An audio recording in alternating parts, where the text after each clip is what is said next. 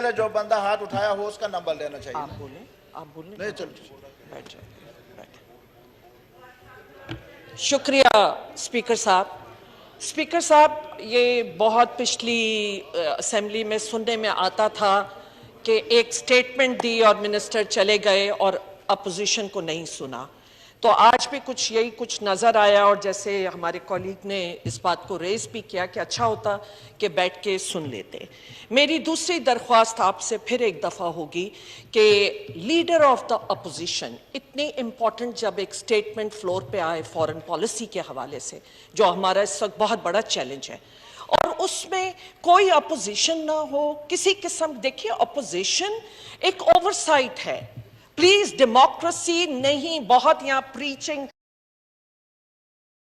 की जाती है, जमहूरियत जमहूरियत, कॉन्स्टिट्यूशन, पार्लियामेंट। कौन सी पार्लियामेंट जहां लीडर ऑफ द अपोजिशन ना हो? आपने यकीन दहानी कराई थी, इसलिए मैंने कल आ गई, पर शायद आपको इंतजार था कि इलेक्शन कमीशन का फैसला आ जाए। और आज जो आपका माइंड में देख रही हूं वो फिर नजर आ रहा है कि शायद आपका कि किसको लीडर ऑफ अपोजिशन।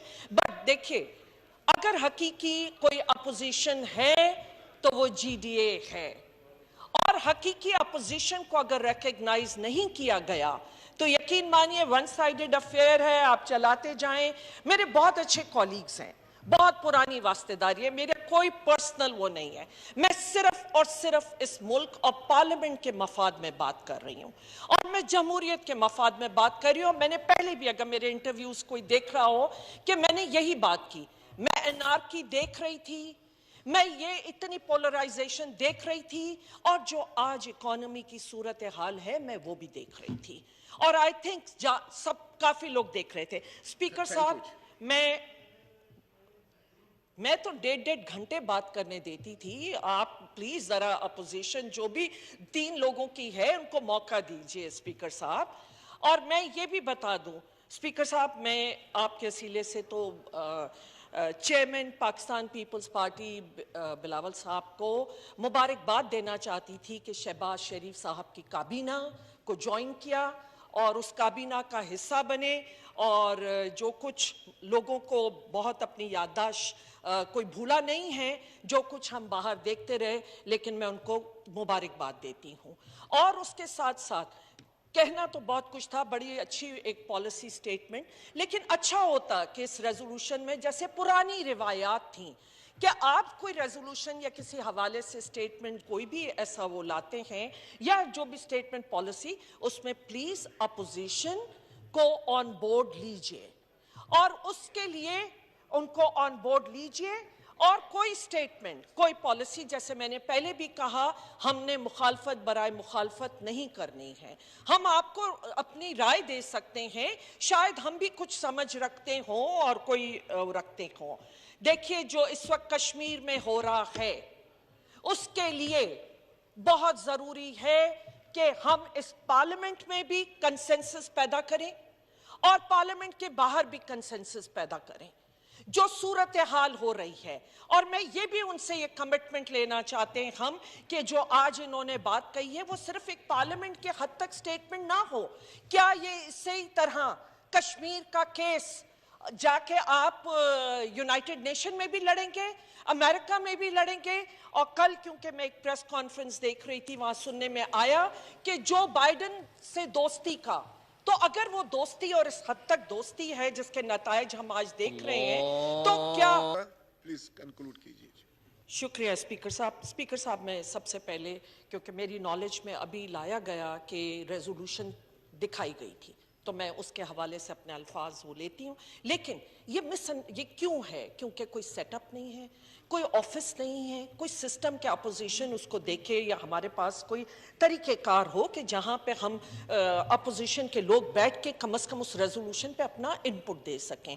इस तरह एक वक्त में एकदम से एक मेंबर को पकड़ के और एक फैसला कर देना, उस वजह से हुआ। पर मैं अप्रिशिएट, और होना चाहिए कि आप एक एक मेंबर को, बल्कि बाहर भी, जैसे अभी आखिरी में जो उनका हिस्सा सुन रही थी स्पीच का, तो कि पार्लियामेंट के बाहर भी जो पार्टीज हैं कि उन्हें ऐसे सेंसिटिव इश्यूज के ऊपर ऑन बोर्ड लेना चाहिए। स्पीकर साहब, मैं उन्होंने आखिरी, क्योंकि मैंने हिस्सा सुना और कुछ के selected government and ministers and जो, यकीन मानिए मैं एक सेकंड अगर मैं आपको जी। इंटरप्ट करूं, जी। मैं आपसे ये कहूँगा कि कश्मीर के हवाले से पूरे 22 करोड़ अवाम, हमारे में 100 इख्तलाफात हो सकते हैं पार्टीज के दरमियान, अपोजिशन के और ट्रेजरी बंचेस में, लेकिन जहाँ तक कश्मीर का ताल्लुक है, हर पाकिस्तानी है उसका ताल्लुक किसी मुकातबे फ़िक्र से है, किसी सियासी जमात में है, उसमें कोई अल्हम्दुलिल्लाह किसी के कोई इख्तलाफात नहीं है, किसी को कभी कोई ऑब्जेक्शन नहीं हुआ, ना जी। इस हाउस में, ना किसी लोअर हाउस में, ना अपर हाउस में। तो इसलिए मैं ये समझता हूँ कि ये तो हमें, ये हमारे लिए फ़ख्र की बात है कि पूरी पाकिस्तानी कौम कश्मीर के मसले पर एक है। शुक्रिया। शुक्रिया स्पीकर साहब, मैं भी यही बात कह रही थी और आपने उसी को एंडोर्स कर दिया कि बिल्कुल कश्मीर इशू ऐसा है, चाहे पार्लियामेंट के अंदर डिस्कस किया जाए या बाहर, तो वो सबका एक ओपिनियन है, लेकिन वो मौक़िफ़ को किस तरह रखना है, किस तरह आगे बढ़ाना है और किन किन प्लेटफॉर्म्स के लिए ज़रूर इनपुट एक आता है। और हमारे तो मज़हब में ये है कि आप इसको डिस्कस कीजिए, कंसेंसस बिल्ड कीजिए। लेकिन मेरा ये भी मैं जानना चाहती हूँ कि क्या कश्मीर का इशू इसी तरह हर प्लेटफॉर्म पे उठाया जाएगा? और मैंने बताया कि एक दोस्ती का कल क्लेम हुआ कि जी जो बाइडन के साथ बहुत गहरी दोस्ती है, तो फिर मसला तो कुछ भी नहीं है। फिर तो मैं समझती हूँ पाकिस्तान के सारे मसाइल अब हल हो जाने चाहिए और कश्मीर का इशू भी हल हो जाना चाहिए और आप उस लेवल पे ले जाइए और बैठ के वहाँ पे, क्योंकि यूनाइटेड नेशन का एक रेजोल्यूशन है, तो उसके ऊपर हल करा लीजिए मसला। ये तो बहुत बड़ा पाकिस्तान पे और कश्मीरियों पे वो होगा, एहसान होगा। थैंक यू और डॉक्टर इसको साहब, आपका पॉइंट आ गया। स्पीकर साहब, मैंने बहुत सारे अभी मेंबरान की लंबी लिस्ट है जो बात करना चाहते हैं इस पे, तो इख्तिसार से बात करें। मैं समझता हूँ डॉक्टर साहब देखें, तमाम मेंबरान को मैंने देखें लिस्ट के लिहाज से देना है। You being the former speaker मैंने आपको पहले दे दिया, हालांकि आपने तो अभी मेहरबानी करके जल्दी कंक्लूड करें। बहुत सारे मेंबरान देखें, ये पूरी लिस्ट है। डॉक्टर फहमीदा साहबा का प्लीज कंक्लूड करें। जी स्पीकर साहब, प्लीज ये रवैये मत कीजिए। मैं आपको बता रही हूँ, मैं भी किसी पार्टी की नुमाइंदगी कर रही अगर थी। एक मेंबर सारा टाइम कंज्यूम कर लेगा तो बाकी मेंबरान का हक मारेगा। नहीं जी, लीडर अगर कोई them, अपोजिशन पार्टीज हैं, आप तो स्पीकर आप रही लोग हैं, शायद बगैर आप थोड़े अपोजिशन टाइम के। में अपना मुद्दा बयान करें। स्पीकर साहब, मुझे अच्छा नहीं लगता, मुझे अच्छा नहीं लगता, मैं उस चेयर पे रही हूं, लेकिन आप गवाह हैं कि 1.5 घंटे यहाँ लीडर ऑफ द अपोजिशन और अपोजिशन को, और आपका अपना मोटो है, आप उससे मुनारिफ हो रहे हैं। आपका मोटो है let the minority have it's से। अब 5 लोगों को भी आप बोलने नहीं देंगे? आपको बुरी लगी बात कि मैंने जो बाइडेन और आसिफ जरदारी साहब की दोस्ती की बात कर ली? तो ऐसा मत कीजिए, मुझे सिंध के इश्यूज की बात करनी है। डॉक्टर साहब सिर्फ ये कह रहा हूँ, आप स्पीकर मेंबर साहब हैं, फॉर्मर स्पीकर हैं, कि अगर हम इख्तिसार से करेंगे तो बहुत सारे मेंबरान जो हैं वो बात कर सकेंगे। मैं जानती हूँ स्पीकर साहब, आपको बैठना चाहिए, जितनी देर आप मेंबर्स को करेंगे आप बैठना चाहिए। मैं रही हूँ, इसीलिए मैं जानती हूँ, इसीलिए मैं आपको एडवाइस दे रही हूँ कि प्लीज अच्छी तरह चलाइए। और आपने बड़ा दिल किया, बड़ी अच्छी हमारी मीटिंग हुई बिजनेस एडवाइजरी में, और मैं उसके बाद ही हम आए, हमने कोरम के लिहाज से भी ये सोचा कि कोई इंपॉर्टेंट बात होगी। लेकिन आज बताइए कि जब फॉरेन मिनिस्टर साहब यहाँ स्पीच कर रहे थे, आपके पास कोरम था, आप कर सकते थे। आप उन बातों पे हमें मजबूर मत कीजिए। अगर हमारा एक भी मेंबर बैठा होगा वो आपका कोरम पॉइंट आउट कर सकता है। आपकी हुकूमत की जिम्मेदारी है कि वो इस कोरम को पूरा करे, हमारी जिम्मेदारी नहीं है।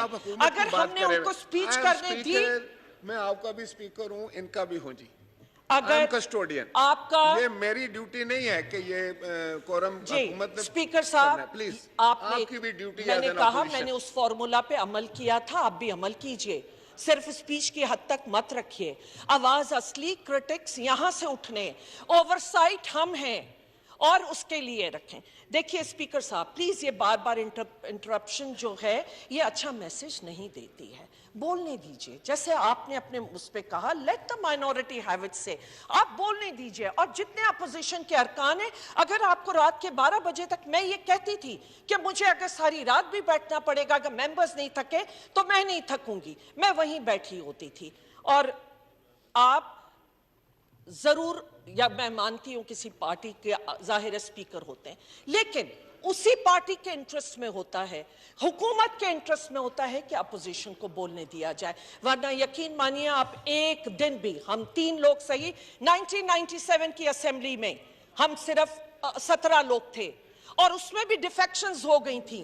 17 लोगों, 2/3 मेजॉरिटी थी एक पार्टी के पास, और उसमें 3 खवातीन थी जो जनरल इलेक्शन करके आई थी। मोहतरमा बेनजीर भुट्टो साहिबा शहीद और उनकी वालदा बेगम नुसरत भुट्टो और मैं, जब वो एग्जाइल में चली गई, 1 साल में बीबी और उनकी वालदा एग्जाइल में चली गई, तो हम यहाँ पे 5 या 6 मेंबर्स होते थे।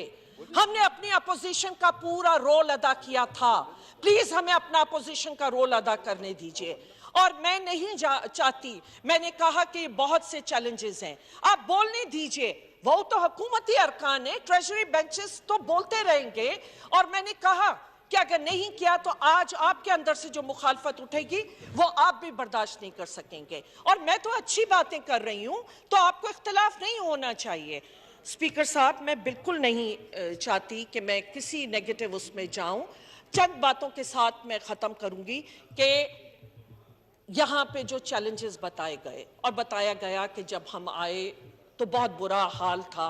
यकीनन मैंने भी, जिस वक्त हम आए तो हमने बहुत बुरा, जो 30-35 सालों की जो हुकूमतें रही हैं, बहुत बुरे हालात देखे थे, जो चैलेंजेस थे। लेकिन मेरा सवाल है कि जहां 14 साल से आपकी हुकूमत है, जहां 14 साल से सिंध में आपकी हुकूमत है, मुझे सिंध में आपकी हुकूमत है, मुझे एक सेक्टर बता दीजिए वहां तो हालात अच्छे होने चाहिए थे। वहां तो कम से कम एजुकेशन, हेल्थ, पानी, जो सूरत हाल है, जो इंटर बैराजेस नाइंसाफी हो रही है, उधर वो कौन देखेगा। मैं नहीं चाहती कि मैं किसी नेगेटिव उसमें जाऊं, लेकिन ये नाइंसाफी होगी अगर मैं आज सिंध की गुर्बत की बात ना करूं। कहा जाता है खाली पेट देख के, मैं देख नहीं सकता कोई बच्चा खाली। प्लीज मैं दावत देती हूं, रूरल सिंध में जाइए, आप अर्बन सिंध में चले जाएं, बच्चे बिलक रहे हैं प्यास और भूख से, बिजली की लोड शेडिंग से। जो भी आपके थे 30-30 सालों की, तो कहीं तो कोई नजर, 14 सालों में कुछ तो नजर आना चाहिए था। स्पीकर साहब, वहां भी उतना ही बुरा हाल है।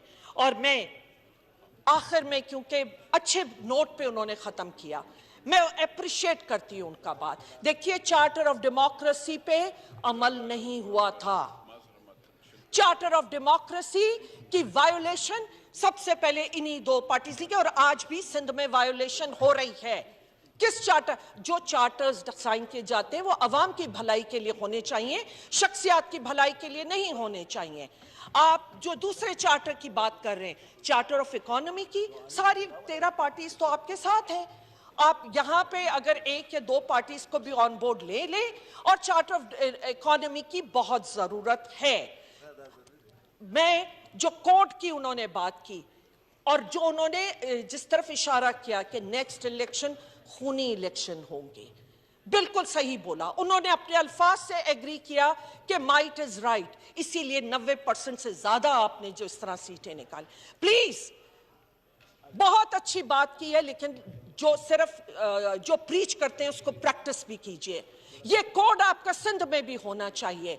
आपको उन सारी पार्टीज को, उन सब लोगों को, इंडिविजुअल्स को भी अगर आप ऑन बोर्ड ले, सिंध के हालात बहुत खराब हैं। और मैं भी यही कुछ देख रही हूं कि ये खूनी, जो वो कह रहे हैं कि इलेक्शंस होगी, और ये इसी तरफ हम जा रहे हैं। बिल्कुल सही बात उन्होंने कही है। और जो कोड ऑफ कंडक्ट की बात कर रहे हैं, यहाँ की बात करते हैं, उसे सिंध में भी अपनाइए। प्लीज, अगर आप अच्छी बातें करेंगे, सिंध में भी इसी तरह आपकी पार्टीज जो inside the house, outside the house हैं, कि आपके जो पार्लियामेंट के अंदर नहीं हो, आपके सूबाई असेंबली, उनको भी ऑन बोर्ड लीजिए। क्योंकि वाकई ही मुल्क एक बहुत खतरनाक उससे गुजर रहा है, फेज से। एक चैलेंज नहीं, सेवरल चैलेंजेस हैं। और आज की नो कॉन्फिडेंस के बाद ये जो इकोनॉमिक चैलेंज आप पे आया है, आपका ट्रेड डेफिसिट एक खतरनाक हद तक जा रहा है। 25 बिलियन का आपका ट्रेड डेफिसिट होने, 50 बिलियन का, 35-36 बिलियन का भी है। हम 50 नेक्स्ट मंथ तक हम ये देख रहे हैं। डॉलर की जिसकी रेट का कहा जाता था, आज डॉलर का रेट आपका 191 highest in the history of Pakistan है कि जिस तरफ जा रहा है आपका डेट बढ़ रहा है।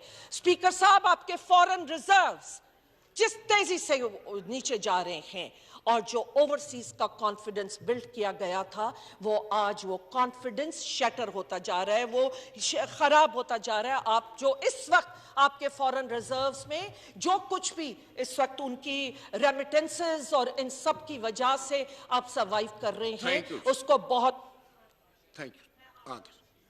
हिनार वानी खर साहिबा, प्लीज बैठे, तशरीफ रखें ना, बारी बारी सबको। थैंक यू जिस तरह नाम आते जा रहे हैं उसी तरह